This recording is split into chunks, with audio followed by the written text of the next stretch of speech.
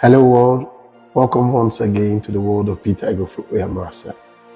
We here we consistently try to make sense beyond common sense.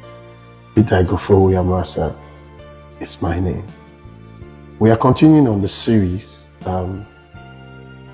before you say yes or before you pop the question, what are the essentials that you should have on your table before you proceed?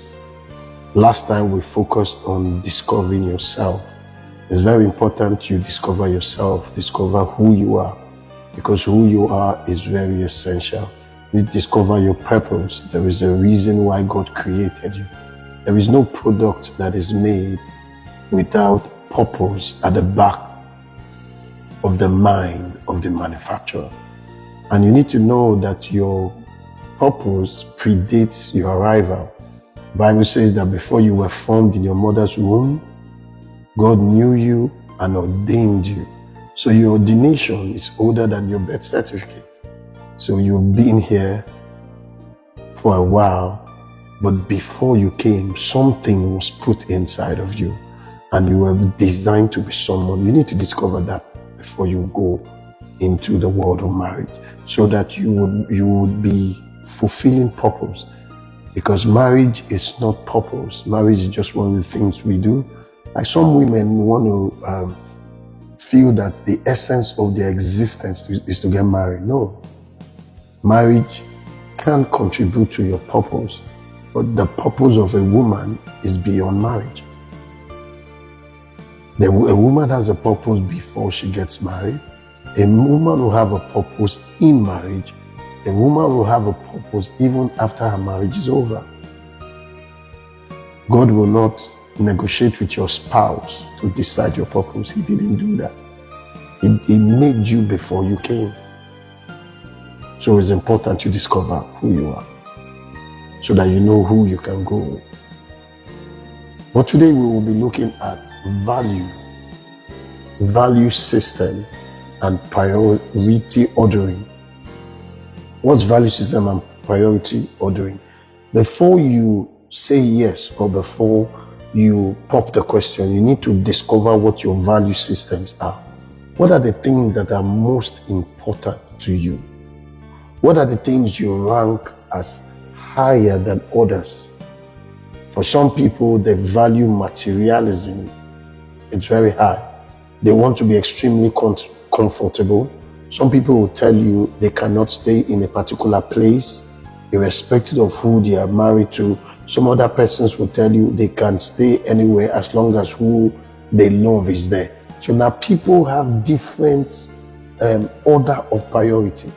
You need to discover yours, so that when you meet someone whose value system, it's not in sync with yours, you'll be able to know that no matter how much you love the person, you shouldn't marry that person. Because sometimes people believe that love is all it takes for a successful marriage to hold. That's certainly not true. What makes a marriage successful is beyond just love.